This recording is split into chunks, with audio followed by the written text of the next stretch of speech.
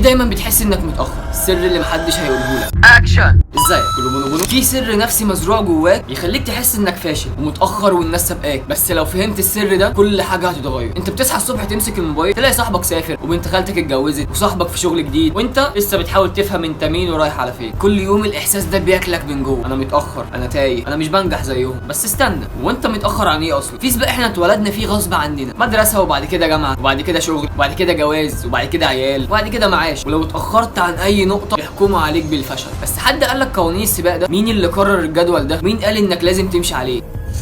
في علم النفس في مصطلح اسمه الزمن الاجتماعي، وده ببساطه جدول زمني المجتمع بيحاول يفرضه عليك. يعني لو ما اتجوزتش قبل سن 30 يبقى اتاخرت، لو مش غني قبل 35 يبقى فاشل، لو مش مشهور قبل 25 يبقى راحت عليك. بس ده كله وهم، عشان الزمن الحقيقي هو الزمن الداخلي بتاعك انت. في ناس كتير اتاخرت، اينشتاين اتاخر في الكلام لحد ما بقى عنده 4 سنين، كولونيل ساندرز صاحب كنتاكي بدا بعد ما عدى ال60، وغيرهم كتير كسروا الزمن الاجتماعي ومشوا على توقيتهم الشخصي. اللي بيمشي بسرعه غيرك مش سابقك، ده بس ماشي في اتجاه غيرك.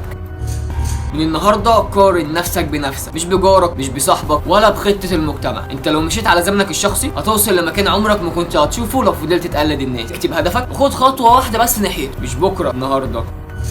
كل واحد فينا عباره عن ساعه فريده، مفيش نسخه منها في الكون. لو فضلت تظبطها على توقيت الناس هتضيع. ايه هي اول خطوه ممكن تبدا بيها دلوقتي على توقيتك انت؟ اكتب لي الرد في الكومنتات، يمكن تلاقي حد زيك. وبس كده.